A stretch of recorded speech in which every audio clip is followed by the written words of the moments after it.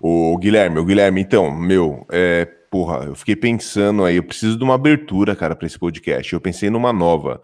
Aquelas outras que eu tentei não deu muito certo, porque alguém já tinha pensado antes, mas posso tentar mais uma aí, mano? Pode, com certeza. Então, ó, e até eu tava pensando em fazer também uns vídeos de ciência no canal, mas aí biologia, desses bagulho de dinossauro, eu acho foda. Mas enfim, ó, a abertura vai ser assim, ó. É tipo, olá pessoas, esse é mais um vídeo meu aqui na internet. E aí a gente começa, tipo, o que você acha, mano? Trocar talvez o vídeo por podcast e tal. Não sei, eu acho que já tem essa daí também, mano.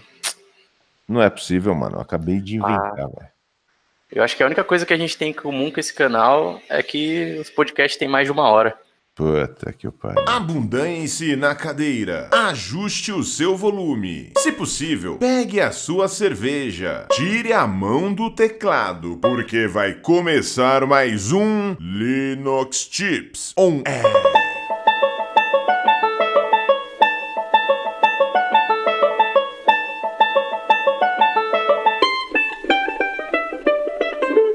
Seja bem-vindo a mais um podcast aqui do Linux Tips On Air e hoje vamos continuar aquele papo gostosinho sobre DevOps. Não é mesmo, seu Guilherme? Isso mesmo, hoje é aquele podcast que a gente responde as perguntas que os internautas fizeram aí sobre como é trabalhar com DevOps.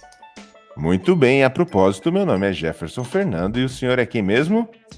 Guilherme Calcetti. Muito bem, se você quer interagir conosco aí, que nem hoje, o podcast é somente para responder as perguntas da nossa querida e idolatrada audiência, que eles enviaram as perguntas através do Twitter e também do Instagram, certo? Então, se você quer interagir conosco e mandar perguntinhas aqui, fazer críticas, elogios e tudo mais, basta ver aqui na descrição do vídeo, tá lá o endereço tanto do Twitter como do Telegram, tanto o meu como do senhor Guilherme Calcetti. Então não vacila não, já segue nós lá nas redes sociais, né? Isso mesmo, lembrando também que tem aquela hashtag lá no Twitter, hashtag LinuxChipsOnAir, que a gente sempre dá uma olhadinha lá, o pessoal manda pergunta também, sempre que dá a gente acaba respondendo. Muito bem, então tá aí uma forma de interagir conosco aqui no podcast da Linux Chips, o Linux Chips On Air, certo?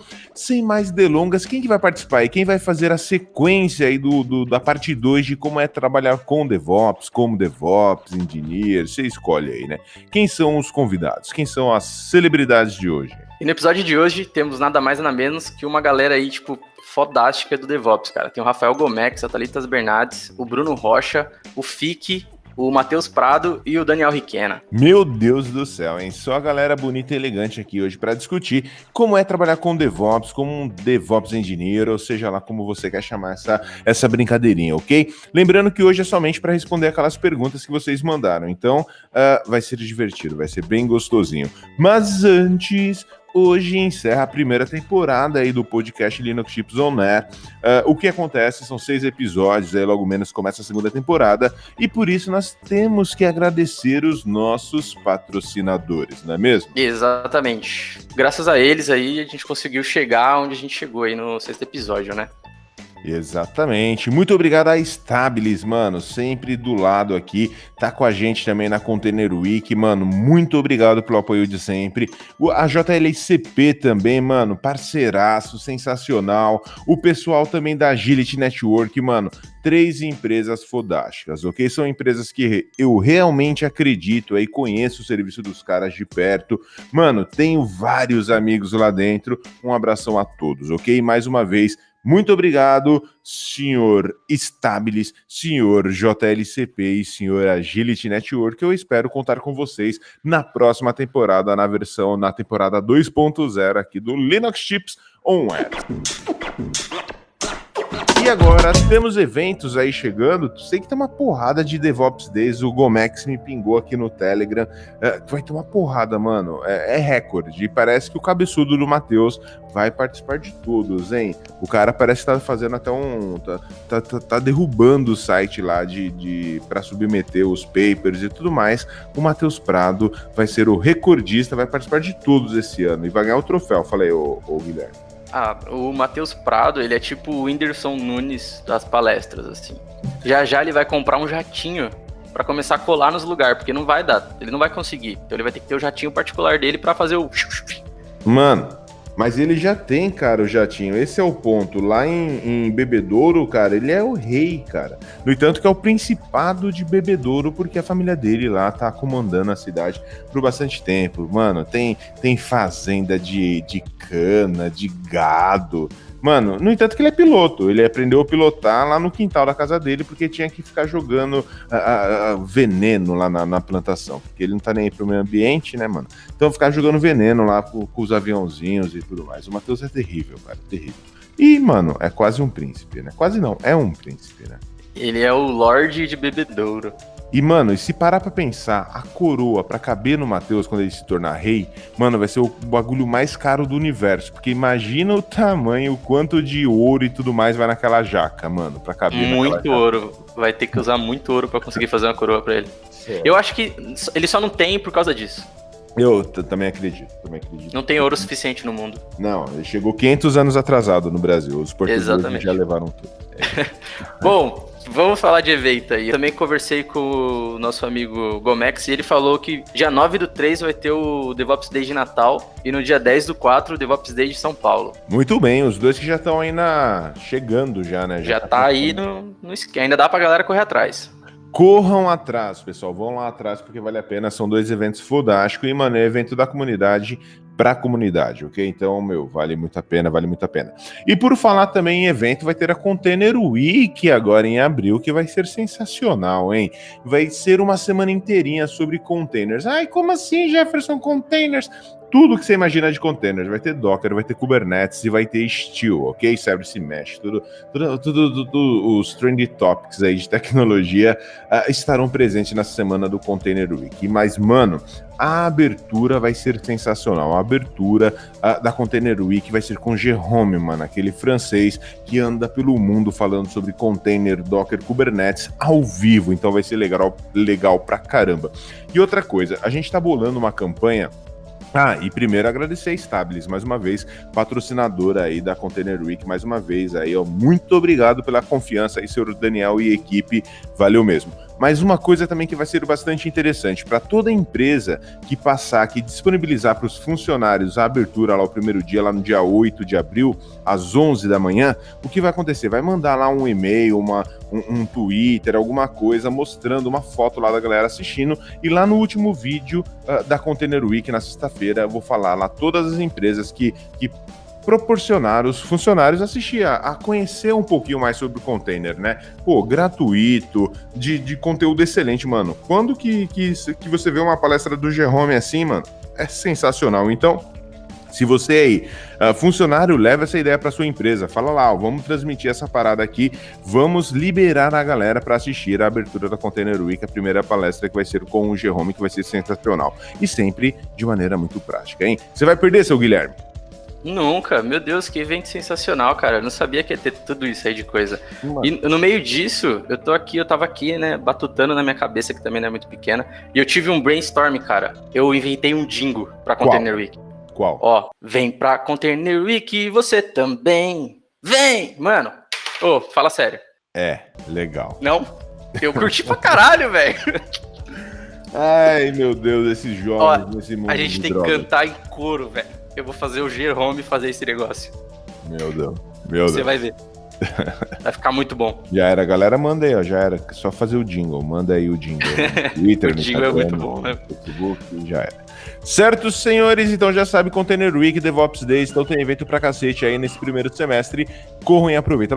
Logo menos, no próximo episódio aqui do podcast, então lá no canal, você vai ficar sabendo sobre as outras datas do DevOps Days, como submeter o paper para lá, se você quiser palestrar, ou então para pegar o ingresso. E ó, pessoal do Gomex, o pessoal da organização dos DevOps Days, vamos gerar uns códigos de desconto aí pra galera do Linux Chips, né, mano? A gente divulga aqui com código de desconto tudo certinho pra galera, pra audiência, né, ganhar um descontinho que sempre é bom, né? Ganhar lá um descontinho de 15%, 20% já salva o lanche. Fala aí, Guilherme.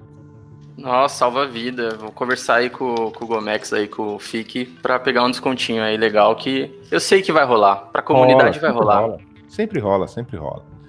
Já era, então. Então, esperando o desconto aí. Não é só de São Paulo, não, hein? Do Brasil inteiro aí. Brasil inteiro. Tem gente que acompanha Linux Chips até do outro lado do mundo. É sensacional. Eu não consigo fechar essa abertura sem antes agradecer todos os internautas aí que estão com a gente há 5 episódios e agora o 6º, né? Muito obrigado a todo mundo aí. Muito bem, muito bem. Chama então aí, vamos lá pro bate-papo, chega de conversa e vamos lá, né? Chama aí. Então, bora, toca a vinheta e vai! Vai.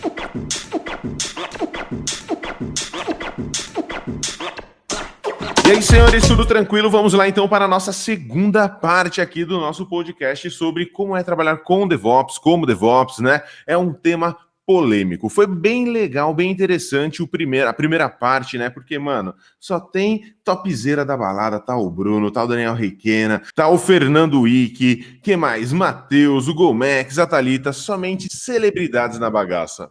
Exatamente, como prometido, segundo episódio aqui, vamos acabar respondendo aí as perguntas da galera que mandou lá no Instagram e no Twitter. Sensacional, sensacional. Então, vamos lá, primeira pergunta. Qual é, seu Guilherme? O Guilherme Almeida perguntou, durante a entrevista existe a pergunta, o que você entende por DevOps? Como você responde a isso? Rapaz, eu posso falar um pouco porque eu acabei de mudar de empresa e rolou um papo desse, assim, sobre o que é DevOps, né? O que é que se entende por DevOps?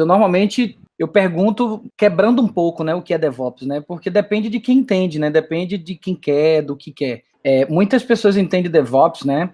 Como, de fato, o que a maioria das pessoas, que aqui, a galera aqui entende, né, que é a cultura, né, que é você chegar na empresa e melhorar a cultura da empresa, aproximar os devs dos ops e tudo mais. Mas a maioria esmagadora das pessoas, das empresas, dos recrutadores e tudo, entende DevOps como automação, né, tipo como Ansible, Docker, Puppet, essas coisas, né, então...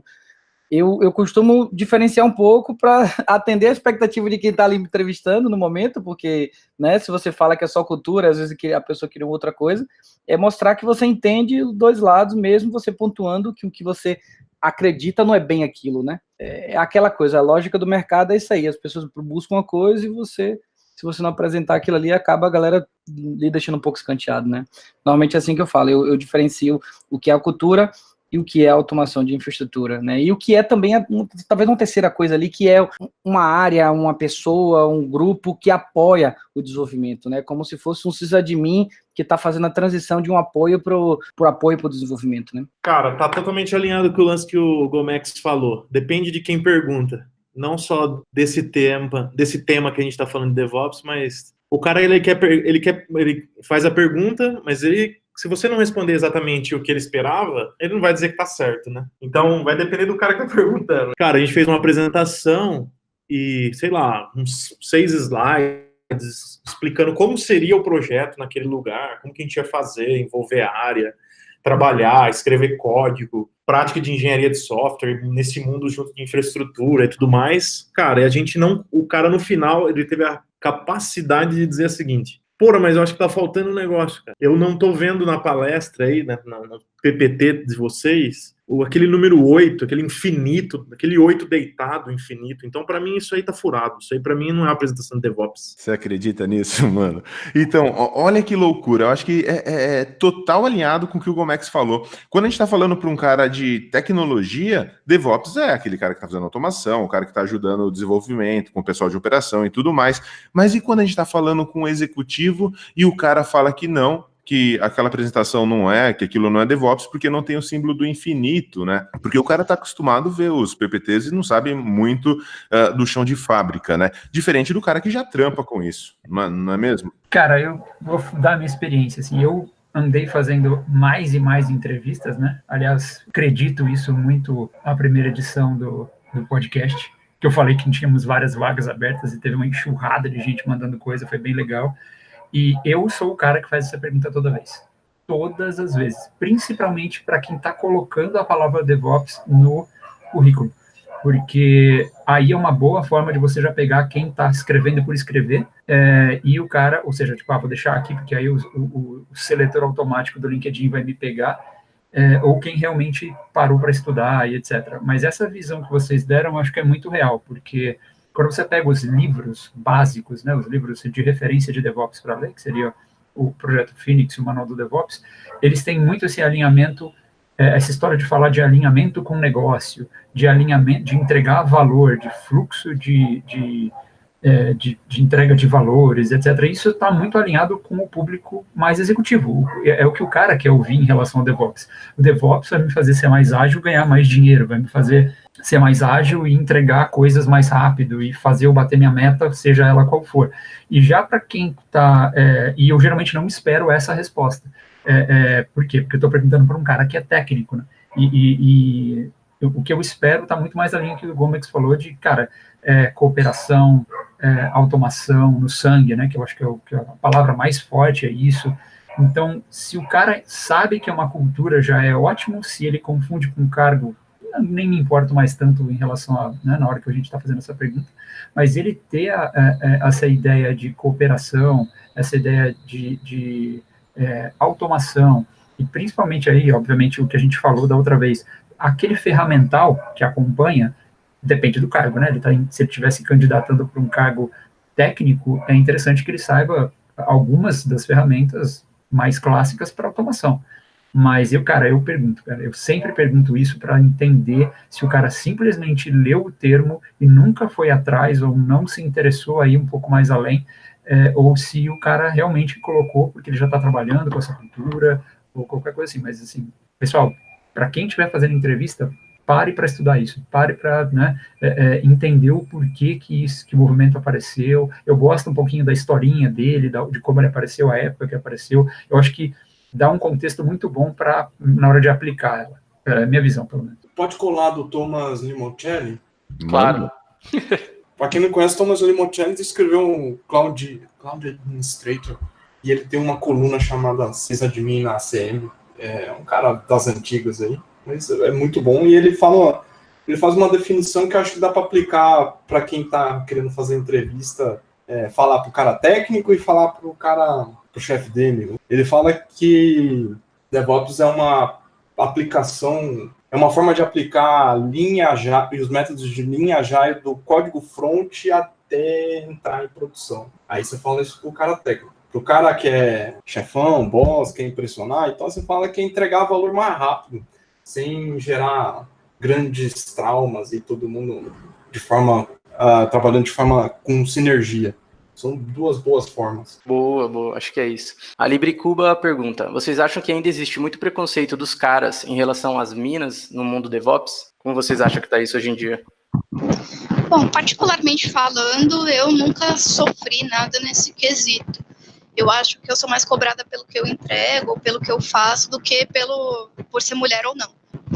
Eu acho que existem poucas pessoas nesse universo de DevOps, que não é cargo, mas é cargo ao mesmo tempo. Eu acho que seria bacana ter uma participação mais ativa das mulheres, sim, no mercado de TI, mas dizer que tem uma visão negativa, pejorativa por parte dos meninos e tal, eu realmente nunca passei por isso, não. Alguém aí já passou, não é mulher, mas já viu alguma situação? Ou como que é a visão de vocês em relação a isso? Tem DevOps mulher na empresa de vocês? Cara, aqui tem, no C6 Bank tem. Foi uma coisa que a gente tentou sempre ter pessoas, mulheres no time também, até para ajudar a criar um ambiente que funciona para todo mundo, né? Tá, eu posso falar um pouco também sobre isso, na verdade. Manda ver. Por favor. O que eu já vi sobre esse assunto, né, mulheres na TI, é que às vezes rola também, porque, assim, graças a Deus, né, percebemos enquanto comunidade que diversidade é importante, né, que quanto mais diverso é o time, melhor é o produto, melhor é o trabalho, né. Isso, mesmo que não fosse só por uma questão capitalista, mas só por uma questão social já era importante, mas infelizmente as empresas normalmente só veem o que dói no bolso, né? Ou o que faz o bolso entrar mais dinheiro, né? Mas, assim, e isso de uma certa forma virou uma moeda também, assim, sabe?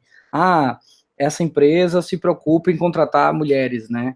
Então isso, se você tem uma empresa que você sabe que tem questões, problema com mulheres, ou com negros, ou com qualquer outro grupo historicamente segregado, como o mercado está tão competitivo, né, que, tipo, eu opto por não ir, por exemplo, né, e outras pessoas que eu conheço também optariam por não ir.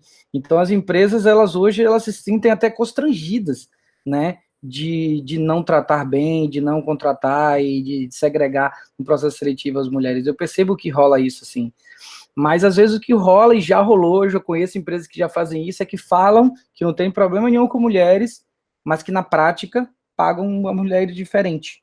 Só pelo fato da pessoa ser mulher ou negra e afins. Né? Isso é meio foda. Porque isso é... As pessoas não se falam sobre salário, não é transparente, e você só vai saber quando você sai da empresa e conversa com as pessoas, né? Isso é um negócio meio chato, assim, isso eu já vi por onde eu já passei, isso não é legal e não deveria acontecer. É lamentável, né? E ainda a gente tem aquele negócio apenas o discurso, né? Uma porrada de empresa tem um discurso totalmente alinhado, de diversidade e tudo mais, mas aí quando você vai ver o contra-cheque lá, essa não é bem a realidade, né? Tem uma empresa aqui na Holanda que é somente de sênior, daí tem desenvolvedor e engenheiro DevOps e tudo mais, e não tem gerente. Você que faz a sua gestão, você que, né, você tem seu cliente lá, o seu 1 ou 2 clientes, e você faz a sua gestão. O que acontece? Os caras vão entrar agora, no próximo trimestre, com o salário aberto. Todo mundo vai saber o salário de todo mundo na empresa. Justamente para que todo mundo saiba como faz para, tipo, beleza, o cara ganha 10, eu quero ganhar 10, o cara ganha 15, o cara ganha 15, eu quero ganhar 15. Como que eu faço para ganhar esses 15, né? Então vai ser aberto, que é um currículo, as habilidades, o que o cara fez de bom, as falhas, tudo é aberto, inclusive o salário. Pô, eu acho que ficaria bem mais transparente e acabaria com esses discursos, né, só das empresas, ao invés de colocar na prática. Foda. Bom, eu vi de tudo.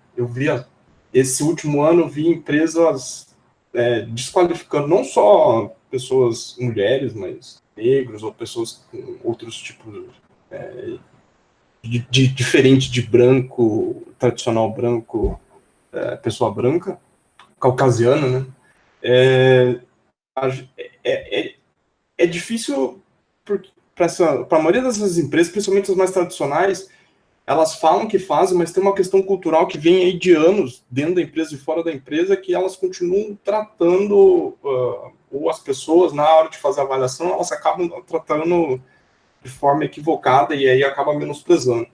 Isso é um processo, e se a empresa, a organização não tiver política clara, que incentive que qualquer minoria ela tem o mesmo tipo de acesso, os mesmos tipos de promoções que uma pessoa tradicional tem, é muito difícil tirar, porque aí vai pela inércia, sabe? E a inércia demora muito para acontecer, as coisas mudarem.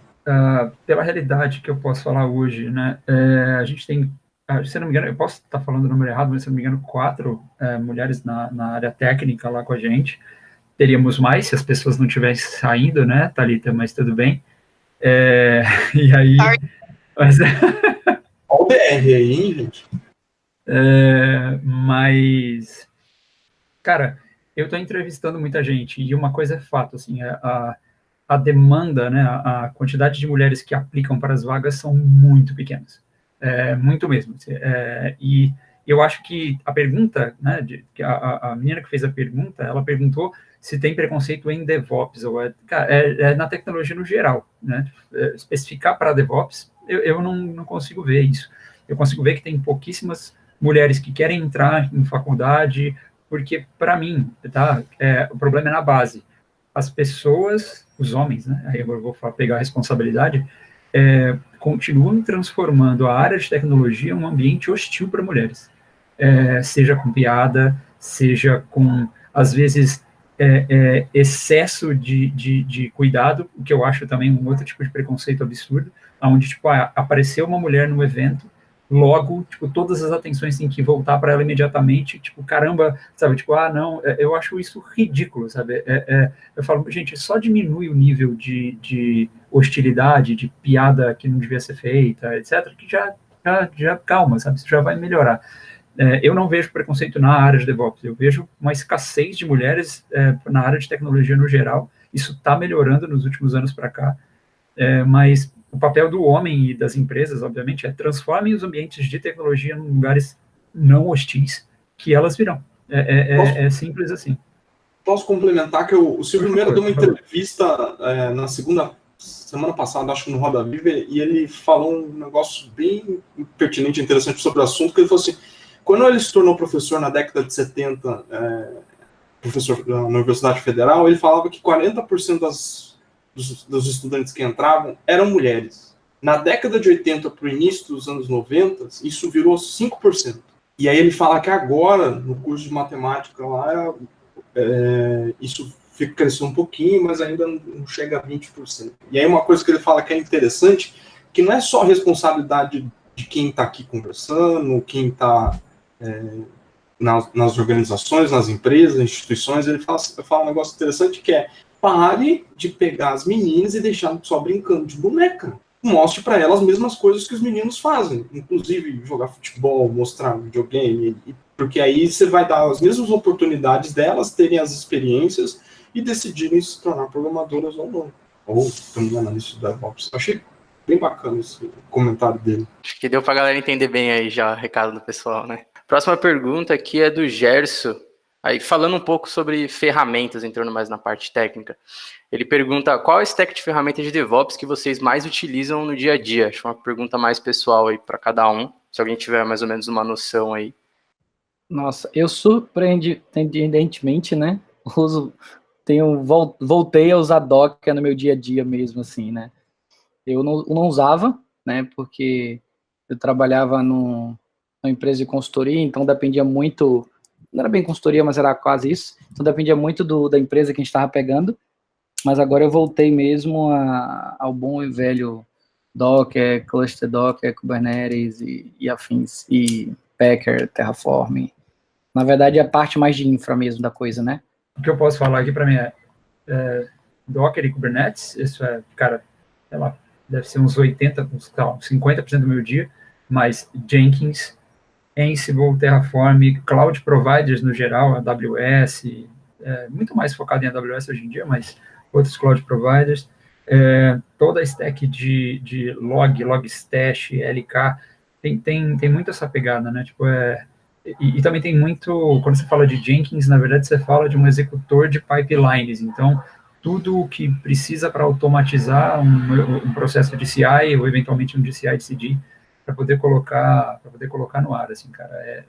A stack é grande, ela pode variar, mas sempre mais ou menos assim, dentro de cada domínio dessas ferramentas que eu falei, né? Então, tipo, ferramentas de container, ferramentas de gerenciamento de cloud e provisionamento de infraestrutura como código, Git, né? Bom, Git é pervasivo em qualquer parte. Todas essas classificações são ferramentas de uso diário, assim, cara. É a stack básica para mim. Bom, eu vou compartilhar um pouco da ferramenta que eu utilizo e tal, mas acho que tem um ponto muito importante e a gente que tá nesse podcast é legal falar para essa galera, principalmente para quem tá começando, cara. E acho que a gente chegou até a discutir isso no podcast passado. Existe um buzzword muito grande em cima de ferramenta e DevOps. Eu já falei com muita gente, entrevistei uma galera que, porra, qual solução você usaria para isso daqui? Eu usaria Docker. Beleza, Docker é legal e tal. E aí, então vamos falar então de infraestrutura imutável. Não, infraestrutura imutável eu não sei o que é, não faço a menor ideia de por onde começar. Então você vê que existe um foco muito grande em, qual ferramenta eu vou usar para solucionar, mas eu não tenho ali a base, sabe? Eu não sei porque eu estou utilizando. Eu estou utilizando aquilo porque mais pessoas também estão utilizando, sabe? Então acho que vale esse alerta do tipo, galera, entenda a base, não é só ferramental. Eu acho que tem muita coisa além disso, e ferramental de menos que todo mundo aprende em 5 minutos. Mano, fantástico isso, fantástico. Eu tenho uma frase que eu guardo pra minha vida, que o Matheus que fala sempre, mano, e eu uso sempre agora também. Qual problema você quer resolver, cara? Tá ligado? Exato. Não adianta falar, tipo, de DevOps e vir com Docker, Kubernetes, ou, sei lá, Ansible, ou qualquer outra ferramenta. Qual o problema que eu quero resolver? Tipo, se minha empresa tem... O software não tem como ter Docker, não existe a menor possibilidade de ter Docker, não existe DevOps na empresa? Né? Existem outras formas de você fazer DevOps e você precisa resolver problemas e não ficar atrelado a alguma ferramenta. Segue, Matheus, você quer falar alguma coisa aí? Cara, o negócio da ferramenta, sei lá, uma das coisas que eu tenho no meu dia a dia aí se resume em Cloud, Ansible, um pouco de container, uma linguagem de programação Go, e uma outra coisa que eu estou começando a chamar de ferramenta, que chama treta, porque o meu dia a dia ele é bastante turbulado a arrumar coisas relacionadas à cultura e de ambiente que a gente quer construir aqui, fazer as pessoas entenderem o benefício principal da empresa, tirar esse negócio da carteirada e tal. Então é uma ferramenta que eu tenho usado e funciona bastante aí durante o dia, que é arrumar bastante treta. Mas você tá com qual versão dessa ferramenta? Cara, essa sempre atualiza. Tem pelo menos uns 15 deploy por dia dessa ferramenta. Git to hash, cara. Muda constantemente, né? Essa não tem nem versão, né, cara? É commit hash. Essa é uma ferramenta que eu não sei usar, eu nunca usei, eu sou um cara tranquilo. Não, é porque tem uma parada também que eu queria falar um pouco também, para botar um pouco de polêmica também no podcast. A gente fica o tempo todo. A gente fica um pouco falando, porque não tem ferramenta, é importante, a cultura e o problema e tudo. Eu concordo. Eu vou fazer logo o disclaimer que eu concordo. Mas eu também acho que essa coisa de se distanciar demais das ferramentas também é meio complicada. Né? Porque quando você vai escolher uma ferramenta, você quer saber também se as pessoas estão usando, sabe? Porque quando você sugere essa ferramenta para uma empresa, você está meio que em algum momento, de alguma determinada situação, você casa com aquela ferramenta, né? Às vezes para trocar vai gerar trabalho, vai gerar custo. E aí se você adota uma ferramenta, você quer saber se pelo menos tem pessoas no mercado que sabem aquela ferramenta você contratar, né? Tipo, hoje a empresa que eu trabalho tem 30 pessoas e eles querem dobrar. Então eu não vou escolher sei lá, o Salt é muito bom, o Salt Stack, mas eu não, sei lá, eu acho que eu pensaria umas 2 vezes para escolher, só se ele tivesse uma funcionalidade muito boa, porque o Ansible faz tudo que o Salt faz. Então, só que o Ansible eu sei que tem muito mais gente que sabe e é melhor contratar pessoas que tem mais mercado, né? Então, sei lá, eu fico pensando assim, que é importante, assim, a gente fazer pontuar mesmo que ferramenta não é tão importante assim, mas é importante também, né? Porque tem ferramentas mais maduras do que outras, né? Então, se Matheus fala que está usando determinada ferramenta, tipo essa treta, por exemplo, eu vou usar ela também, entendeu?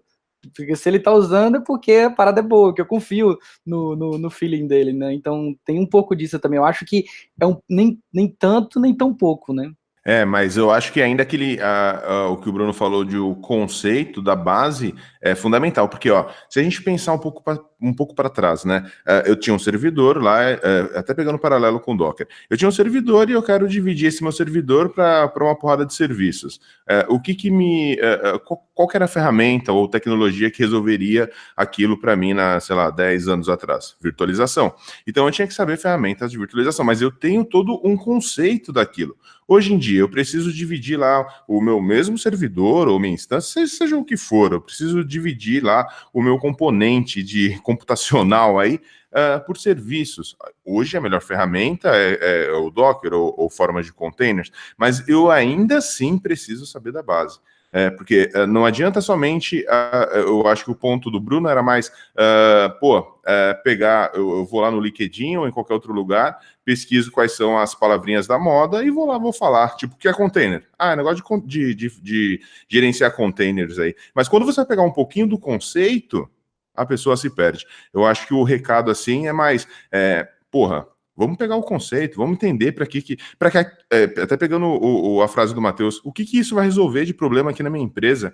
E mais do que isso, qual que é o DevOps da minha empresa? Hoje, eu concordo com você, e com o Bruno, tá? Tipo, na verdade, acho que o contraponto que eu tava fazendo era da ideia geral da coisa. E não ao que eu concordo plenamente. Ultimamente, inclusive, eu tenho focado muito mais na base das coisas. Quando alguém fala, faz isso aqui, eu falo, beleza, o que é isso, né? O que é que motivou isso? O que é isso na prática? O que é isso na base, né? Sei lá, ao invés de eu aprender a sintaxe Python, eu vou lá reestudar algoritmo, né?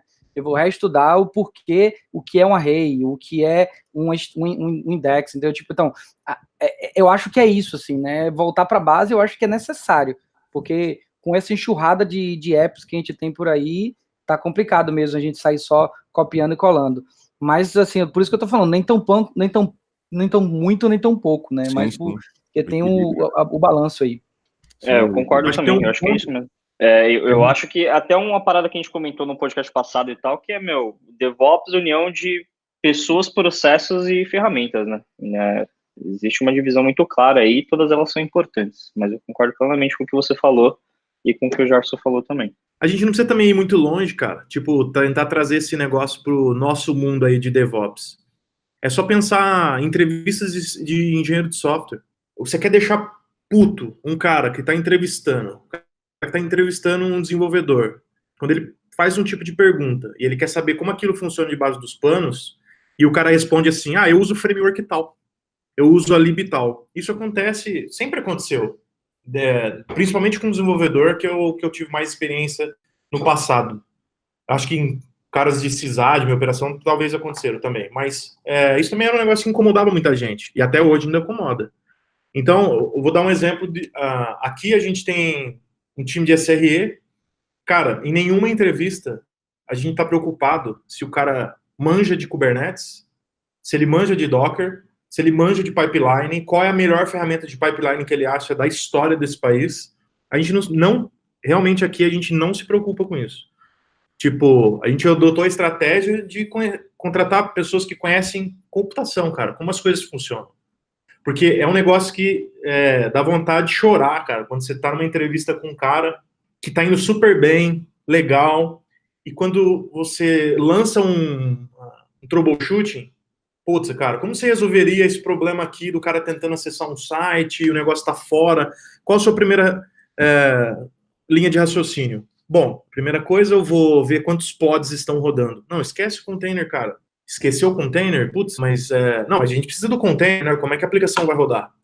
Então, quando você ouve isso, eu fico bem chateado mesmo, cara, quando eu me deparo com uma situação dessa. Porque tem todo mundo por trás aí que, cara, a galera, a maioria, eu costumo dizer que 60% dos desenvolvedores que eu já trabalhei, os caras que eu conheço, não sabem o que estão fazendo. Talvez em boa parte do tempo, eu, quando era dev, também não sabia o que eu estava fazendo. E nesse mundo de coisas modernas, eu digo também, cara, olha, de 60 para cima, os que não sabem como as coisas funcionam. E o building, para fazer o deploy numa máquina, estou usando uma máquina virtual, como é que você faz? Então é melhor a gente instalar o Docker, gerar o container e fazer o deploy. Então isso é muito triste. Que isso, Matheus, e o serverless, cara? É serverless agora. Calma aí. Olha... Eu ainda quero propor um podcast sobre serverless, que eu vou colocar o Matheus, com certeza. Mas eu fiquei muito preocupado agora que o Matheus falou sobre entrevistas que aconteceu lá, né, no C6, porque eu já fiz entrevista lá, mas quando ele correu com o assunto, eu fiquei menos preocupado, porque não foi comigo. Mas eu acho que esse é um assunto muito recorrente da galera. Muitas pessoas perguntam isso e é o tempo todo. As pessoas perguntam qual a ferramenta, o que eu tenho que saber, qual ferramenta eu tenho que aprender. Sem antes, tipo, pegar o básico, tá ligado? Ler uns livros aí de rede, sabe? E eu acho que é da hora a gente bater sempre nessa tecla, porque realmente é um assunto muito recorrente. Parece que a galera não tem aonde ouvir isso, sabe? Tipo, eu acho da hora. Eu acho animal, mano, quando, tipo, sei lá, eu tenho que entrevistar alguém, trocar ideia sobre ferramentas, de entrevista mesmo. O cara, ao invés de vir falando uma meia dúzia de ferramentas, ele desenhar ali num quadro pra mim, ou em qualquer lugar, velho, qual que é o fluxo? Eu não quero saber se você vai usar o Jenkins ou o GitLab pra fazer o CI/CD, não quero saber se você vai usar o Ansible ou o Chef pra entregar isso daí. Eu não quero saber se vai usar o Kubernetes ou o Swarm, foda-se. Eu quero que você pegue e me traga aqui, como que seria? Ou então ainda, eu sou um website, eu sou um e-commerce, eu sou uma carteira de Bitcoin, tá ligado? E aí, como que você imagina que é isso daqui? Manja, eu acho que é bem melhor, porque pelo menos, vai lá, uma vez por semana, ou 2, 3, 4 vezes por semana, eu tô pesquisando alguma coisa que eu nunca vi antes na vida, velho. Então eu não quero saber de um cara que venha pra cá sabendo, tipo, até do podcast anterior, né? O cara vem aqui decorando tudo que é comando de, sei lá, velho, sabe, tudo que é parâmetro lá pra você criar um playbook, mas ele não sabe aplicar aquilo de forma efetiva, manja? Então, um recadinho pra galera. Mano, legal Docker, legal Ansible, legal, sei lá, tudo isso é legal, mas sem a base, sem saber o que aquilo faz de fato, para que aquilo foi feito, o que aquilo resolve, não serve de nada, vai ser só um buzzword e que você vai passar uma puta de uma vergonha numa entrevista, porque, mano, não tem coisa pior do que você ver um cara fritando lá na entrevista, manja. O cara, porra, se o cara pudesse desaparecer, ele desaparecia. E, tipo, fica a lição, né? Eu acho que vale muito a pena estudar para que aquilo serve, o que aquilo vai resolver de problema.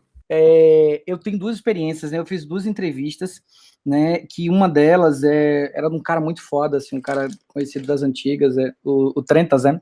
E aí lá na entrevista ele chegou e aí começou a perguntar, mas você falou que manja de Apache, né? Ok.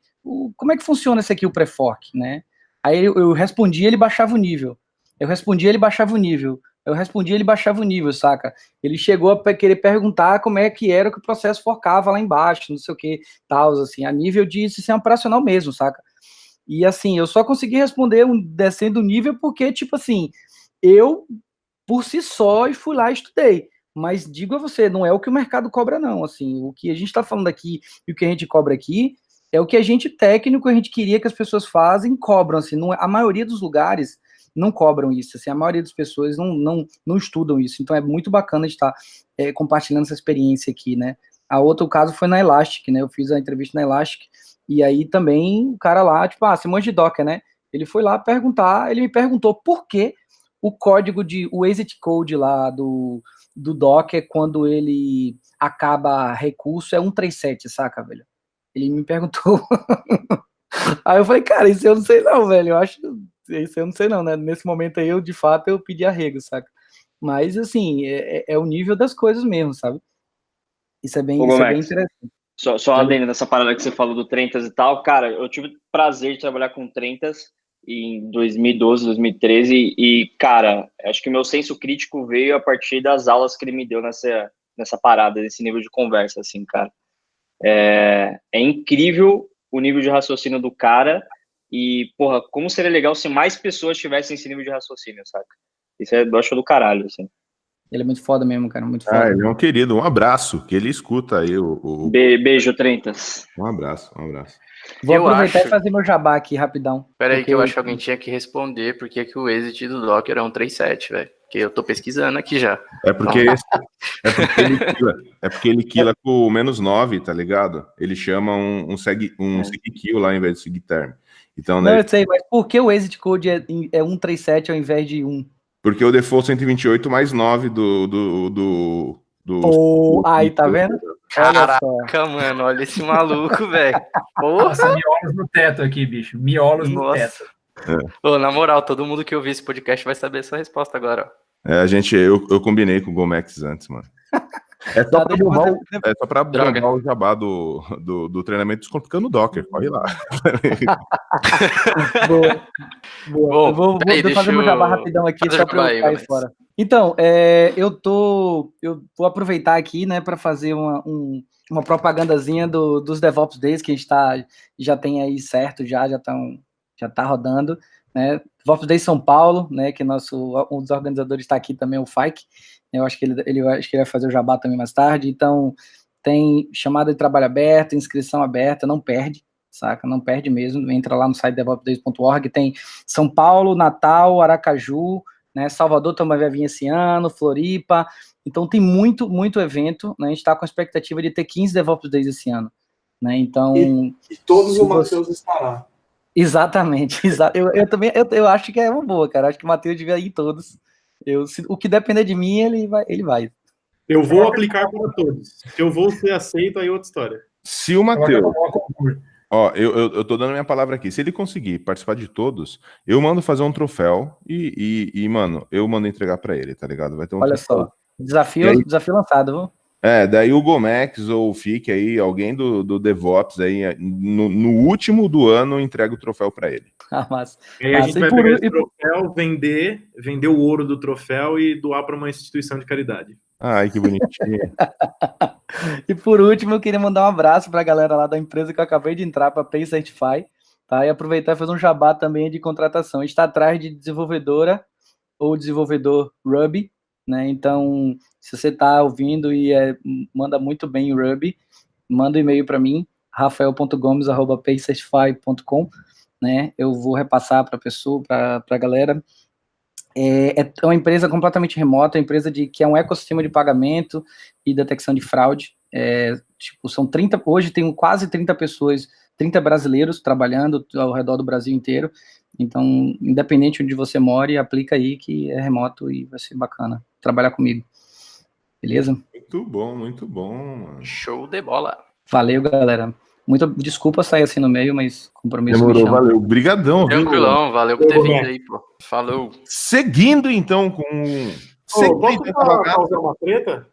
Fala aí. Tem, acho que duas historinhas aí que eu aprendi na vida aí. O Jefferson também participou num dia, ele ouviu essas histórias já, de um ex-chefe nosso. Esse lance de perda de proficiência, ou não ter a proficiência, não chegou a perder porque nunca teve. A história conta isso, cara. A gente acha que essas coisas acontecem com tecnologia. Mas tem dois casos que eu acho que a gente pode contar. Um é na indústria de automóveis. A galera começou a automatizar as coisas nas esteiras. O que acontecia? O robô, cara, começou a cortar a mão da galera, dos operadores de máquina. Por quê? Porque os caras esqueceram de colocar um sensor. Antes, o cara fazia manual, ele sempre arrumava aquele troço. Aí depois que a galera começou a automatizar as coisas na esteira, que a galera acha que esse negócio de esteira, pipeline, é um negócio novo, só existe na tecnologia, né? Os caras começaram a ter um monte de treta com isso. Esse é um caso. Teve morte e tal, a galera amputando o braço, beleza. O outro caso é um da aviação, daquele voo da Air France que caiu perto de Floripa, acho que foi Floripa, ou lá pra cima em Recife, não lembro o ano agora.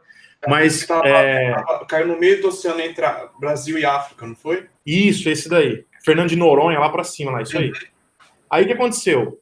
Os pilotos lá do voo da Air France, os caras entraram numa situação que o avião, ele deixou de entrar, ele saiu do modo automático, entrou no modo manual, porque o computador do avião não sabia lidar com aquela situação. Tipo, chegou no else da função lá, cara, e o else era tipo, manda pro piloto controlar o avião na mão. Só que os pilotos não estavam mais acostumados a lidar com aquele negócio, por quê? Porque tinha automação lá que resolvia todos os problemas dos caras. É um cenário que, matou todo mundo. Uma puta de uma tragédia da aviação e que foi uma das coisas que foi colocado no relatório final, uma das causas foi o quê? A perda de proficiência dos pilotos em cima da aeronave. E é uma aeronave que os caras voavam há muitos anos, mas tarefa que o cara já não fazia mais, então ele não sabia mais fazer. É tipo um troubleshooting no Linux, você já não faz mais quanto tempo, perdeu a proficiência daquele negócio, que é a base, e, não sei mais fazer. Um corolário disso é muito comum no Lean, no sistema produtivo da Toyota, que é o Jidoka, que você fazer automação com inteligência. Boa. Automação que faz sentido, né? Muito bom, muito bom. Vamos para a próxima pergunta, seu Guilherme Calcetti. A próxima pergunta é do Lucas Azevedo. E ele pergunta o seguinte: qual o futuro do DevOps nos próximos 5 anos? Existe uma diminuição considerável, como houve com os sysadmins? O que vocês acham? Bom, é uma pergunta estranha, mas é uma pergunta. Vai lá, pode responder. Acredito que sim, porque acho que vai chegar a certo ponto que vai estar tão automatizado que não vai ter mais essa necessidade de ter alguém que faça esse tipo de esteira, porque vão ter ferramentas que vão fazer isso e vão ter pessoas que vão ter implementado a cultura dentro da empresa, então já vai ser uma coisa meio que rotineiro. Mas, ao mesmo tempo, eu acho que ainda vai ter alguma evolução disso, que vai ser alguém que code num nível diferente, assim, coisa do tipo. Eu já acho que vai demorar muito tempo para isso acontecer. Até tentando comparar isso com, tipo, outras áreas, outras indústrias aí, tipo, sei lá, de carros e tal. Eu acho que a gente vai demorar um tempo para ter não precisar mais ter esse profissional, não é um... Cara, vamos olhar o COBOL, cara. A galera contrata o cara para programar em COBOL e cuidar de mainframe em 2019. Isso ainda existe bastante. É um negócio que a gente fala, sei lá, a gente começou a falar disso, talvez, desde 2011. Porra, é um negócio que é muito recente. Eu acho que tem empresa que nunca ouviu falar disso. Pô, como assim? Os caras poder trabalhar junto, poder fazer as coisas, uma coisa só, o único processo. Nossa, sério? É possível? Não dá, não tem como. Eu ainda acho que isso vai demorar um tempo, hein? Eu tô mais ou menos na pegada do Matheus, assim, eu acho que em 5 anos ainda é muito pouco tempo para a gente falar, nossa, tá vendo, ó, o pessoal nem fala mais de DevOps de tão o bico que já tá. Eu ainda acho, cara, pelo que a gente vê da maturidade de várias empresas e etc., gente que fala que faz DevOps e não faz nada, sabe, né, tipo, tá achando que tá fazendo DevOps e não tá, né, aquele negócio que é totalmente podado e o cara só tem acesso até aqui, sabe, aquelas histórias que a gente sabe, né, igual, para mim uma das melhores expressões que eu já ouvi até hoje é quando o cara fala que faz ágil, e na verdade ele faz cascágil, né, que é aquela waterfall, a cascata com ágil. Então é a mesma coisa, acho que DevOps ainda tem muito disso, a galera falando, acha que está fazendo e o ganho está sendo mínimo, está sendo só para eventualmente contratar pessoas mais fáceis, né, mais fácil de contratar, em 5 anos, né, tipo, a pergunta foi feita para 5 anos, pode ser que mais para frente, eu não sei, eu tenho uma tendência a achar que o SRE ainda é muito mais específico para a realidade do Google, dado o poderio de contratação, né, e a massa de gente querendo trabalhar lá de maneira contínua, mas pode ser que a gente evolua muito mais para frente para isso, mas aí é um exercício de futurologia um pouco difícil de fazer. Mas, cara, dado o que eu vejo de grau de maturidade de processo poxa, ainda 5 anos ainda é bem pouco para desaparecer alguma coisa. O que não vai parar de evoluir é ferramental, mas isso, né, é absurdo. Mas do movimento DevOps, cara, acho que ele ainda perdura muito tempo e não sei que vai estar muito diferente de hoje, não. Eu vou me tentar falar bem pouquinho, contando um exemplo, uma historinha rápida. Tem uma grande empresa do mercado financeiro que eu estava ajudando eles a fazer uma mudança, a implantar uma nova versão de software, e aí precisava fazer uma alteração no arquivo de configuração, 2 linhas. Levou 3 semanas para essa instituição financeira dizer assim, a gente não tem ninguém aqui com papel ou a responsabilidade para fazer alteração nas linhas. Eles usam o Gmood do modo tradicional. Eu falei assim, então, é só olhar aqui, não precisa usar Ansible, não precisa usar Chef, não precisa usar Patrol, é só dar um eco no arquivo, já resolve o meu problema. Ah, não tem a pessoa. Você vai ter que fazer um novo build do seu sistema e acoplar isso. Então, quando esse cenário for resolvido, que provavelmente vai levar 10 anos nessa instituição financeira, o sysadmin vai estar morto. Mas na maioria das empresas, startups, etc., ou empresas que têm, por exemplo, a Capital One lá nos Estados Unidos, que é um banco tradicional que virou tudo para Azure, DevOps, o sysadmin tradicional ele já não existe mais. Mano, eu acho que 5 anos é um período muito curto, mas eu acho que a evolução vai ter que contínua, né? Eu acho que daqui 2 anos as ferramentas serão outras, não sei se todo o set, né, de ferramentas, mas com certeza, daqui 2 anos vai aparecer mais uma ferramentinha da moda, vai aparecer, não digo tecnologia, mas com certeza alguma outra ferramenta que vai resolver problemas. Precisamos nos atualizar da mesma forma como era no sysadmin.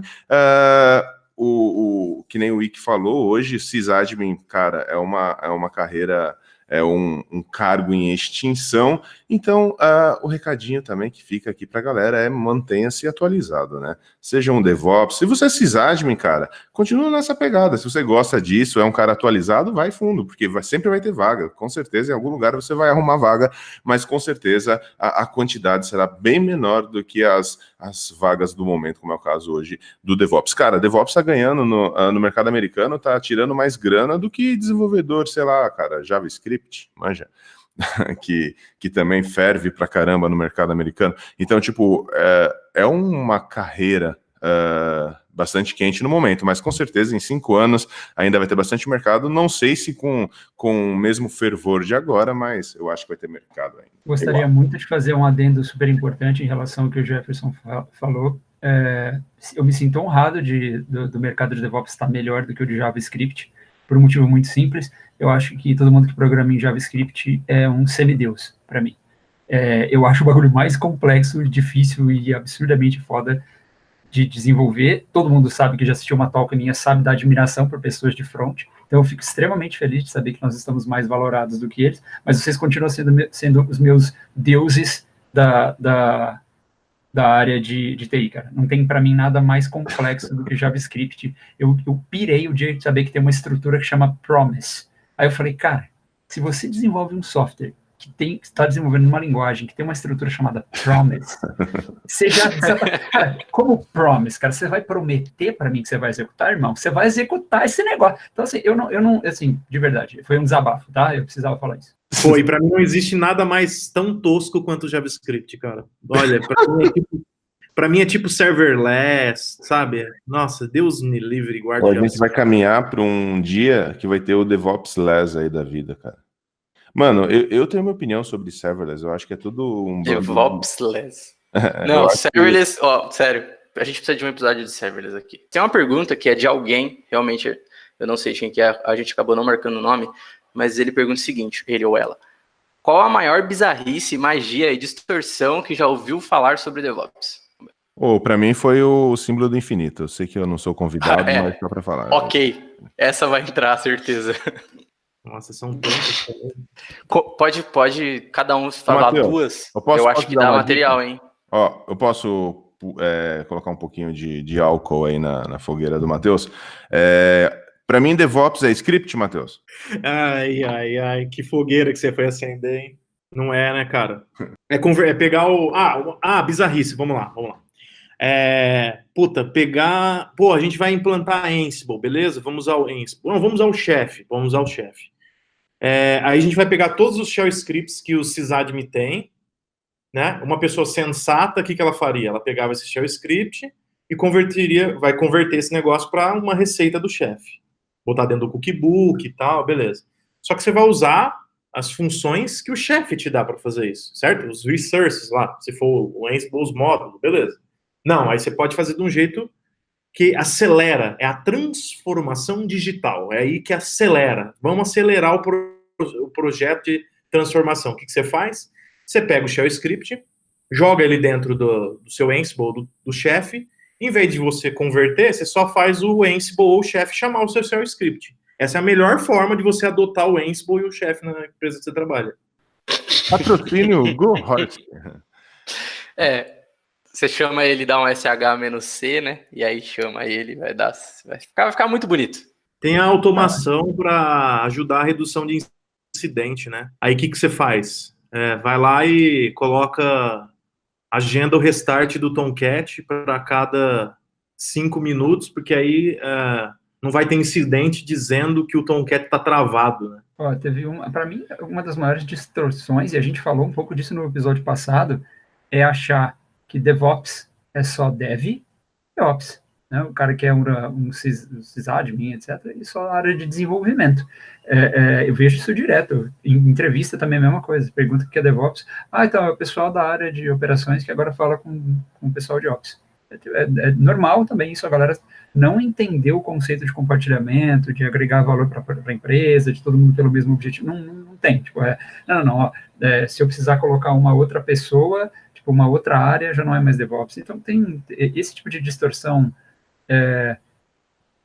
literal, às vezes eu acho pior também, é bem zoada. Agora, o Ansible que executa o shell, o que eu já vi, isso é a rodo. É bem comum mesmo. Acho que, no meu caso aqui, o que eu mais vi, assim, de distorção e tal, é a galera utilizar a ferramenta de patorto aí, querendo entrar na moda e tal, e fazer umas coisas meio aleatórias, assim, do tipo, vamos orquestrar container com Salt e colocar um container em cada máquina. Nossa. E é assim que funcionava a stack do cara, e isso era o DevOps dele. Tem o Kubernetes, ambientes de alta disponibilidade com Kubernetes rodando em única máquina. Tem isso também. Exatamente. Ou um compose em produção. É porque são três containers de Kubernetes diferentes, né? Ele fez o cluster, felizmente ele não prestou atenção que era numa máquina só. Redundância de colocar tudo no S3 numa zona só também, né? É tipo isso. Perguntinha de entrevista, o cara falou que manjava de Docker, eu perguntei como que ele acessava um container. Ele falou que tinha que pegar e ter instalado lá o OpenSSH da vida. Eu tenho dificuldade com quando o cara fala assim, não, porque DevOps prega que você precisa fazer continuous delivery, fazer a mágica não sei aonde, fazer não sei o quê, ou quando fala DevOps, o cara, eu tenho vontade de bater na pessoa, porque não é religião. Explica direito.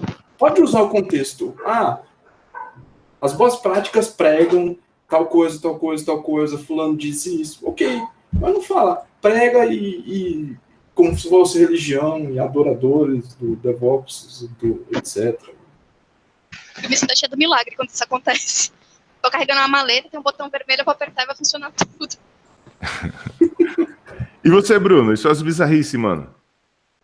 Ou suas não, né? Que você viu por aí. Teve alguma distorção, bizarrice aí com DevOps? Calma aí, me dá um minuto. Tô mordendo uma esfirra aqui, rapidão. Demorou. E é isso aí, é podcast na raiz, cara. A raiz é o operador bastardo do inferno, cara. O Bruno muito acabou de falar. Pronto. Essa foi boa. Era muito louco. Mandou mano. esse roda. Essa aí denunciou a idade total. Guia focalina do lado. Cara, acho que a maior bizarrice, assim, é muito o que o Requena comentou, que a galera que, porra, mal sabe o que é DevOps, sabe? Tem muita gente que acha que, porra, DevOps é Ops. Então, fala pros meninos de DevOps lá que eles vão restartar isso pra você. Ou a galera que não faz a mínima ideia de que a gente faz, assim, sabe? Então, eu acho que é um caminho longo a se percorrer, mas eu acho que o principal é isso, sabe? Às vezes nem a gente, né, cara, consegue explicar de fato, pô, o que vocês fazem, sabe? Que de valor que vocês entregam, sabe? É meio complexo isso, né? Meio filosófico também. Eu quero... Deixa eu deixar meu desabafo aqui. Eu quero deixar meu desabafo, porque... Fala aí. Eu sempre escuto isso, cara. As pessoas, elas olham pra mim e falam assim, tipo... DevOps. Aí eu falo, trampar com DevOps e tal. Não, vamos pôr um GitLab aí e já era. E eu ouço isso com muita frequência, cara. Quando eu falo pra pessoa, tipo... Eu acho que ninguém vai ouvir esse podcast, que já fez alguma entrevista comigo, mas quando a gente comenta que tá implantando cultura, fala sobre um pouco DevOps, não sei o quê, a pessoa vira pra mim, técnicos assim, tipo, cabeças, cara, e falam, a gente põe um GitLab, cara, é da hora. E aí eu tenho que ouvir aquilo e ficar tipo, porra, mas o GitLab não é uma bala de prata, velho, não é só ele, mano. Eu ouço muito isso, é muito triste. Calma, Calcete, fica tranquilo, cara. O que é bala de prata mesmo, que todo mundo sabe, é serverless, né? Serverless é o que... Serverless é a bala de prata. Vocês estão terríveis hoje, hein, galerinha? Complexidade. Eu quero causar um derrame no Matheus. O Matheus é assim porque ele não entende a complexidade do serverless, tá ligado? Ele não entende a magia de arrastar mouse e tipo, quase ser um vendedor comercial aí de um provider. Já pensou como é que deve ser uma entrevista na TV falando o que é serverless? Tipo aquele maluco lá que fez a entrevista do Java, que é uma programação orientada a objeto, e ele tem que arrastar quadradinho. Imagina ele falando o que é serverless. O especialista de tecnologia no Fantástico que dá a dica seguinte, você vai entrar no site, tem que ter o cadeadinho verde. Se tiver o cadeadinho verde, é seguro, pode entrar. Não precisa fazer mais nada, é serverless. Entra aí. Cara, mas é mó louco essa parada. Desculpa, Jefferson. Vai lá, desculpa eu, velho. É mó louco essa parada do cadeadinho verde, cara. Tipo, teve uma época em 2012, 2013 que eu trabalhava com segurança e tal. Eu fiz uma apresentação sobre interceptando tráfego SSL com Ethercap SSL Strip e tal. E aí o foco da ferramenta era justamente colocar um cadeadinho verde num fluxo HTTP, sabe? Fazer vendemido e tal.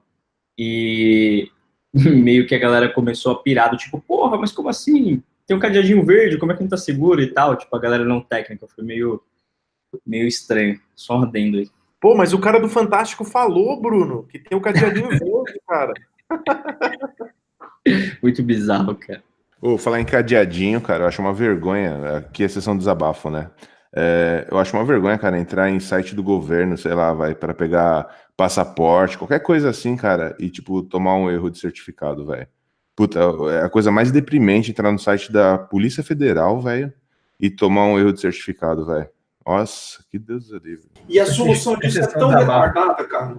É só alguém abrir uma issue lá na Firefox, pegar o certificado raiz e colocar lá. Resolve o problema. Mas eu acho que eles não confiam. Eu acho que hein? Mas isso não é DevOps. A gente tem que fazer um Ansible que vai conectar no Gira, ou sei lá, entendeu? O Ansible vai abrir um ticket. Não, mano, e o Slack? E o Slack, Daniel? É verdade. Outro negócio que deixa puto aí, que essas parafernália aí, é esses negócios também, essas soluções da NASA. A galera também, nossa, porque aí a gente integra a API daqui, faz aqui, cara, é só executar uma linha, calma, jovens. Isso aí também é um negócio que entristece bastante a carreira, viu? Tem uma galera que quer reinventar a roda, é meio foda mesmo. Na última reunião no trampo lá, mano, meio que eu peguei birra com os devs, cara. Os caras perdem muito tempo atrás a porra das sprint, a porra toda. Mas, pô, mano, você vai ver, todo dia tem bot novo na porra do Slack, tá ligado? Vai se fuder, os caras ficam codando pra Slack, mano, em vez de fazer os produtos da empresa, velho. Eles falam português, Jefferson? Não, por isso... Esse é um grande problema, cara, pra mim, porque, tipo, eu ainda não consigo, usar o software Treta com tanta facilidade, porque eu tô acostumado quando tá com Lockay ou PTBR, a utilizar o software Treta. Então, eu ainda não atualizei pra versão em inglês, tá ligado? Em Dutch até eu esqueço, né? Não vai ter a menor possibilidade, mas eu preciso atualizar para inglês, porque daí eu acho que fica mais fácil convencer as pessoas. Eu entendi, acho que você não tá conseguindo mostrar o quão você tá frustrado com isso, né? Enquanto eu tô puto mesmo com isso. Tô falando que os caras ouvirem esse podcast, né? Fiquei puto com os caras, não sei o que, se os caras ouvirem em português. Vamos falar... Pior que tem o Matheus, mano. Matheus, um abraço, mano. É um brasileiro, velho. Você não é assim, não, cara. É os outros devs, menos você, cara. E já vamos pro finalmente aí, mano. 1h30. Vamos, que vai ter uma outra pergunta pra última, então. Vamos lá. A pergunta é a seguinte. E as pessoas, elas estão preparadas para trabalhar em um ambiente DevOps, assumindo responsabilidades que antes não assumiam? Mano, pra mim é simples, não. Tá ligado? Boa parte ainda não. Tipo, tem muita coisa que a galera ainda não tá aceitando muito bem as novas responsabilidades. Por exemplo, o dev... de ter responsabilidade da aplicação em produção, do pessoal de produção conhecer um pouquinho mais sobre o fluxo de desenvolvimento, todas essas paradinhas aí, né? O que vocês acham aí? Tem um lance também da questão, cara, principalmente legislação no Brasil, que é o seguinte, eu já tive casos, já ouvi falar de caso em empresa, desse lance de contratou um cara generalista, na carteira é software engineer, só que no dia a dia o cara é DevOps, né? O cara administra ambiente, atende incidente, faz de tudo lá. Cria relacionamentos, faz a galera trocar ideia, junta as pontas, tal, não sei o quê. E aí o que acontece? Se esse cara sai da empresa, ele tem um monte de informação do tipo, cara, eu era dev e tinha acesso ao banco de dados de produção como qualquer outro DBA. E o salário do DBA era 3 vezes maior que o meu. Eu fazia função, tem um nome isso, né? Acho que é multifunção, um negócio assim. Eu já vi um caso desse aí que deu treta, e tem empresa que tá ligada nisso e que toma cuidado com esse lance de contratar gente generalista para trabalhar nessas funções aí, para não sofrer depois. Já ouvi mais de um caso de empresa que tá tentando ver uma forma de isso não se ferrar lá na frente. O que eu vejo muito, cara, é que tem muita gente sysadmin rebranded, sabe? O cara simplesmente trocou o título e empresa que faz isso. O Matheus já tinha falado isso, a galera tá contratando, chamando de DevOps e entregando, às vezes, responsabilidades exatamente como um sysadmin, ou o cara simplesmente se auto-intitulou DevOps, começou a trabalhar em algum lugar, e aí toda aquela questão de compartilhamento de responsabilidade, integração, quebra de barreiras, etc., o cara simplesmente ignora. Então, assim, o cara fala, a diferença agora é que eu estou usando um ferramental mais modernoso aqui, é isso. Então, essa questão de as pessoas estão preparadas ou não, vai do profissional, é sempre, né, não dá para generalizar, mas o que eu vejo acontecer demais é isso. As pessoas não estão dando esse passo de aproximação em termos de conhecimento, em termos de empatia. Isso é uma coisa muito ruim, porque, assim, com certeza isso vai dar emprego para gente que é boa durante muitos anos, né? Então, aquela questão dos 5 anos, acho que cai por terra de novo. Mas o que eu vejo hoje é muito isso. A pessoa não está preparada porque a pessoa só mudou o nome do cargo dela e conseguiu entrar para um processo seletivo X, e o cara continua ignorando todas as partes básicas de DevOps, não só as técnicas, né? A parte de comportamento. todo processo de mudança cultural, ele é ele é a primeira etapa e é o fim dela. Então, geralmente ela leva de 2 a 3 anos, isso se você conseguir consolidar a mudança cultural nas pessoas e nos processos para que isso se perpetue ou dure o máximo possível. É complicado porque, óbvio, as pessoas são movidas a estarem no mesmo lugar e não tentarem se mover porque tem a sua zona de conforto. Eu trabalhei numa startup que definia todo mundo como engenheiro de software. Não importa se você é desenvolvedor, se você é DBA, se você é cara de mexe com inteligência artificial. E aí, porque aí tinha um respaldo jurídico da empresa, mas ela dizia que, sim, se a pessoa precisar e quiser mover dentro da estrutura, ela consegue, desde que fica na disciplina de engenharia de software. Então, isso talvez seja uma solução, pelo menos, mais de além da empresa que eu trabalhei, eu já vi outra startup trabalhando nesse sentido. Mas cultura e pessoas para mudar a cultura, elas não estão preparadas. E é um processo contínuo e perpétuo. Eu já vi casos de implantar DevOps em um ano, rodar suave, todo mundo rodando ali, bacana, deu 6 meses depois que trocou a gestão, isso foi completamente dizimado. Cultura é um negócio mais difícil de fazer e difícil de mudar, né? E não tem mágica. Muito bom, mas alguém aí quer dar o pitaco final? Cara, eu quero mais um, vai, pra causar um pouco. Tem um lance, tipo, a empresa tá... Normalmente a empresa, cara, ela vai, esse tipo de profissional, ela vai contratar um cara que já tá no mercado, já fazendo isso há alguns anos. Ela, às vezes, não sabe como isso funciona, ela não se preparou, ela tá até procurando alguém para ajudar a construir esse negócio. E tem o lance do profissional também, que eu acho que, na maioria das vezes, o cara, assim, é o que o Wick falou, é o puta de um trampo para mexer com isso daí. E, às vezes, o cara não tem saco para fazer isso. Então, muito cara acha que é ir lá, a gente estava falando de ferramenta, instalar o Docker, converter tudo que estava rodando em máquina física ou virtual para container, e ele vai achar que tudo isso instalou o GitLab, tirou o Jenkins e colocou, sei lá, o Concourse CI, qualquer coisa assim. Ele inovou, trocou Python por Go, inovou, é DevOps, inovação e tal. Então, eu acho que pela quantidade, até pelo tempo que a gente conhece esse lance de DevOps, que é pouco tempo, até a gente mesmo acha que conhece, mas e também a gente às vezes não tem saco. Eu falo por mim, às vezes, enche o saco de querer fazer. A gente é um cara técnico, são pessoas técnicas aqui, sempre que sentar na frente da máquina, programar, escrever, fazer alguma coisa, entregar algum troço, menos ter que, às vezes, lidar com situações meio políticas e tal. E, às vezes, a empresa também não tem esse suporte. Mesmo que aconteça alguma coisa, tipo, uma área de recursos humanos, ou a galera de board, diretoria, os caras não são neutros. Vai sempre puxar para um lado. Então, eu acho que falta visão, falta também a quantidade de profissionais que podem realmente dizer que conhece, que pode ajudar. Tem uma série de fatores que eu acho que ajuda a dizer que as empresas não estão preparadas para esse negócio. Elas estão sofrendo demais, tentando, algumas abortam no meio do caminho. E dependendo ainda do setor da empresa, complica ainda mais, porque, papéis e responsabilidades, quando tem compliance e tudo mais, já peguei alguns casos, até no banco mesmo, de não poder, sei lá, criar um fluxo todo por conta do Banco Central, por alguma regra, alguma especificação, de que precisava lá de uma pessoa, ou de autorização, de aprovação, manja? Complicado.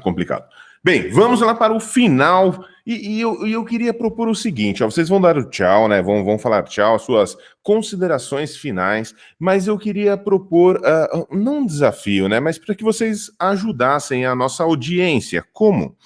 Você vai lá dar o seu tchau, falar o seu recadinho, e você vai recomendar ferramentas para a nossa audiência, ok? Então você vai recomendar, esquece o Git, mas do Git para frente até produção. Pensa rápido, num stack. Vou de Jenkins, sei lá, manja, pega uma linguagem, pega um gerenciador de configuração, pega uma ferramenta de CI/CD, pega uma plataforma lá, se é VM, se é container, beleza? Só que curto, não precisa explicar a ferramenta, não, só fala o nome, só joga o nome de cada uma delas e o propósito delas, né? Para gerenciar a configuração é esse, somente para que a nossa audiência, essa galerinha do mal, conheça um pouquinho sobre as ferramentas que vocês recomendam aí para o dia a dia deles, certo? Cara, o que eu andei estudando... Bom, Kubernetes eu acho que é, né, obrigatório eu acho que é muito legal o pessoal começar a aprender, eu aconselho. No meu caso, eu estou estudando muito Istio, né, o sistema de Service Mesh, então aconselho, é super complexo, mas eu acho que ele vai explodir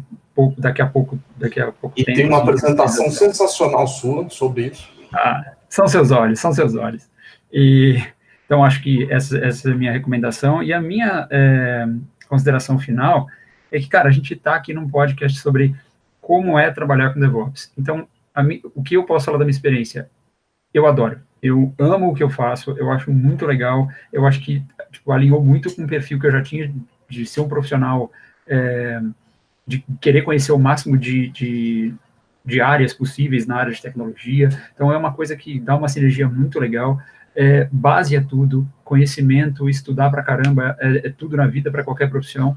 E óbvio que para DevOps, ou nessa área, também é extremamente importante. Então, a minha dica é isso, as minhas considerações finais cara, é muito legal, é top trabalhar com DevOps, venha trabalhar, e estamos aí para o que vocês precisarem para ajudar. Boa. Tem jabá? Jabá sempre tem, eu tenho algumas, tem vaga pra caramba, né, na Mandic tá cheio de vaga, então, por favor, né, mandem lá, LinkedIn, pode me contactar também, vamos mandar currículo aí, pessoal. E eu tenho uma talk, acho que não vai dar tempo de sair o podcast, mas eu tenho na Campus Party, eu tenho 2 talks, as 2 sobre Kubernetes, e eu tenho um webinar que chama o Canivete Suíço DevOps, que vai ser transmitido ao vivo lá na Mandic, e eu acho que vale muito a pena. Eu falo sobre escolha de ferramentas, o que você tem que considerar. Eu acho que é uma talk legal, se alguém tiver afim de assistir, é só se inscrever lá, é de graça. Mano, eu super recomendo as talks do Daniel, sempre eu falo, né, a talk mais divertida foi uma da talk dele que eu assisti ano passado, né, foi no Meetup do Docker, eu acho, foi sensacional, recomendo sempre, cara. E eu tenho um orgulho ainda do seguinte, eu e o Matheus tem a CodeOps, né, e o Daniel trabalhava na antiga empresa, não sei quantas empresas atrás do Daniel aí, mas foi o primeiro cliente nosso, né, Matheus? Exatamente. E desde o começo a gente sempre falou que o Daniel era um cara fora da curva, né? O maluco é foda, Vocês vão me fazer chorar aqui, é isso? É isso, vocês vão me fazer chorar. Não, muito foda. O serverless. O que foi? Ele tá magoado. Eu vou fazer você chorar por um motivo verdadeiro. Você tá fazendo eu chorar por ouvir a palavra serverless e que rodar um map reduce para saber quantas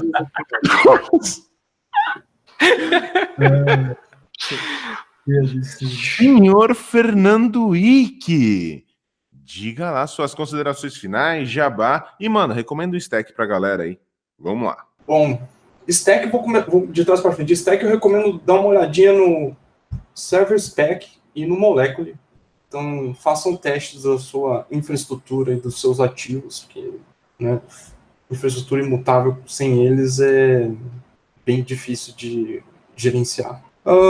Sobre o Jabá, cara, nossa. Então, a gente está contratando devs, eu sou diretor de tecnologia da Nuveo, e eu tenho minha empresa tranqueira, que não faz nada ainda, mas no segundo semestre ela vai fazer alguma coisa, aí vocês vão saber novidades. Eu tenho a caneca já. Acho que eu sou o melhor jabá que eu posso fazer. Tem a caneca do Linux Tips. Que da hora. Manda um abração pro Avelino, mano. Eu vou convidar ele para participar aí do podcast sobre empreendedorismo, mano. O maluco é foda. Boa. Foda. Muito bem. Quem é o próximo da lista? Senhor Matheus. Vamos lá, seu Matheus. Considerações finais e o seu stack, jabás e tudo mais. Vamos lá. Pô, primeiro eu quero agradecer aí o convite de participar desses bate-papos que a gente fez o podcast. Sempre muito foda participar com essa galera aí. Bom, Stack, cara, Terraform para te ajudar a provisionar a infraestrutura, independente de onde você estiver rodando a tua infraestrutura. Cloud pública, cloud privada, hypervisors distintos, um conceito de infraestrutura como código, ajudar a ter baseline das coisas, Ansible para ajudar a configurar as coisas, uma linguagem de programação para te ajudar a construir coisas aí, recomendação de usar Go por N benefícios, que não é o objetivo de falar isso aqui agora, pipelines com Corse, tenho gostado bastante, usado muito, conceito diferente de pipeline, eu costumo dizer que é o pipeline do avesso, é uma ferramenta da Pivotal, e é isso. Muito bom, muito bom. Agora, Thalita, sua vez. Considerações finais de Stack e Jabá. Bom, eu não poderia deixar de falar do Kubernetes de novo, por mais que já tenha sido dito, mas mesmo que seja local, ver aquele hardware ali, entender como funciona por baixo dos panos, porque sempre, para mim, o Kubernetes foi um Frankensteinzinho que você aprende um monte de coisa e não só ou Kubernetes, ou Docker, ou coisas do tipo.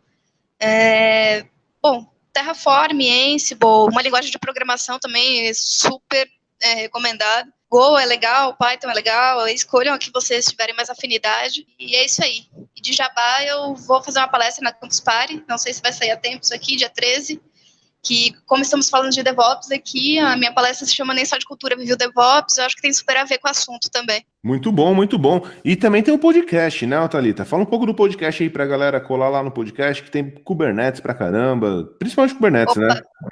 Claro, o nome do podcast é Kubecast, então não tem como falar que a gente fala de outros assuntos, mas sempre colocando o Kubernetes no fundo ali. Já tem bastante coisa, tem no Spotify, tem nos players mais famosos aí, tem no nosso blog também, que é blog.getupcloud.com, depois eu deixo o linkzinho aqui nas referências, dá para acessar por lá também, escutar por lá também. Aí fiquem à vontade aí para escutar o que quiserem aí, que a gente sempre está lançando. Toda semana, pelo menos, tem um. Muito bom com o senhor muito bom com o senhor João e também com o Diogo. Sensacional, mano. Olha só, agora temos o senhor Bruno. Considerações finais, Jabá e aquele stack recomendado aí pra galera. Boa. Cara, primeiro, obrigado por fazer parte do podcast com vocês. Pô, só gente foda. Eu acabo aprendendo pra caralho aqui com vocês. Enquanto eu tô no mudo, eu fico fazendo minhas anotações de tanta coisa que eu tô aprendendo. Muito foda. Cara, stackzinha, eu concordo com tudo que vocês falaram. Kubernetes, Terraform, Service Pack do Fernando Wiki. Eu colocaria no meio também. Se fala muito de infraestrutura imutável, mas as pessoas esquecem muito de Bootstrap imutável. As pessoas sobem clusters de Kubernetes, onde a primeira função lá do user data da vida é fazer um update, apt-get update em um pacote específico. Acho que pensem em infraestrutura imutável, eu recomendo HashiCorp e Packer, usa o seu provider de preferência, eu curto usar Chef, mas pense também no Bootstrap imutável, acho extremamente importante. E um jabazinho, a gente falou disso no começo, sobre empresas que se auto-intitulam inclusivas e tudo mais, e que na verdade acabam não sendo. E um dos motivos que me fizeram trocar de trabalho e procurar uma empresa séria foi exatamente isso. Eu achei Acreditas, e eu falo isso toda hora, e parece muito clichê, mas 2 pontos que eu acho bacana na Acreditas são a cultura organizacional, que eu acho que é muito do caralho, muito bem definida, e respeito à inclusão, diversidade e liberdade de expressão. Quem trabalhou comigo sabe, eu levo isso bem a sério, e eu não posso deixar de comentar aqui. Estamos contratando, e, cara, é isso. Muito bom, sensacional. E você, senhor Guilherme Calcetti? No entanto, antes do Guilherme Calcetti, tanto Acreditas como o C6 foram eleitas aí como entre as 10, eu acho, melhores empresas para trabalhar, né? Não sei qual foi a posição de cada uma, mas muito bem ranqueado, não? Exatamente, isso mesmo. Muito bom. E o seu, Matheus? Foi o C6, foi em qual? C6 foi a primeira na categoria de pequenas e médias empresas, até 500 funcionários. Muito bom, olha aí, então. Já sabe, né? Vamos lá aplicar para as vagas, porque, pô, trabalhar com profissionais fodas e numa empresa foda, né? Pô, eu não fiz o jabá, depois você edita aí, junta tudo lá. Pode fazer seu jabá, vamos lá, faz aí. E o jabá é o seguinte, se você acredita nesses conceitos que a gente falou aqui, dá valor nas coisas coisas básicas da computação e tal, a gente tem vaga para SRE, vaga para segurança, vaga para desenvolvedor, só aplicar lá e vem trocar uma ideia com a gente aí. Muito bom, Ô, sensacional. Jefferson, Oi, manda posso aí. incluir mais um aqui só para vocês editarem? Só dar um trabalho Não, na manda edição? aí, nem vai editar, vai ser tudo assim, do jeito que... Boa. Essa parada do Love Mondays, a Acreditas estava no top 3 aí de grandes empresas, cara. Primeiro ano em grandes empresas e, porra, eu acho isso do caralho também. Maravilha, maravilha. Pronto, vou entrar também, então, já que vai falar depois, rapidinho. Eu preciso esquecer de fazer uma consideração super importante.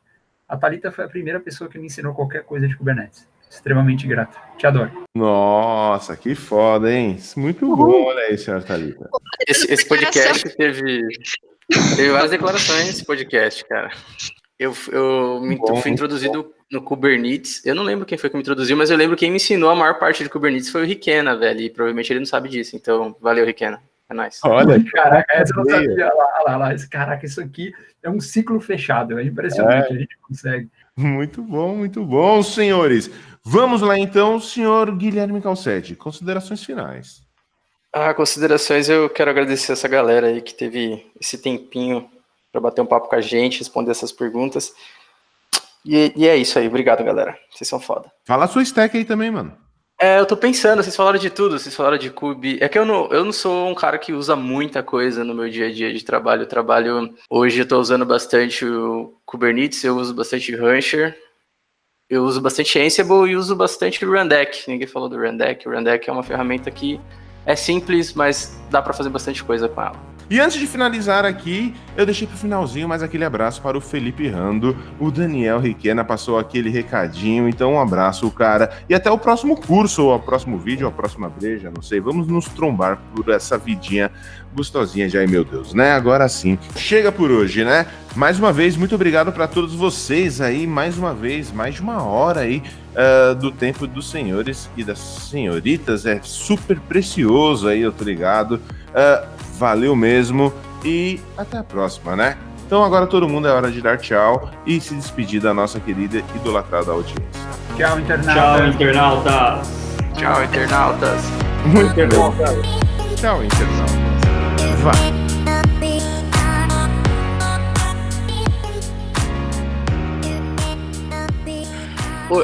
Eu quero dar uma dica aqui no final, é pra galera estudar serverless.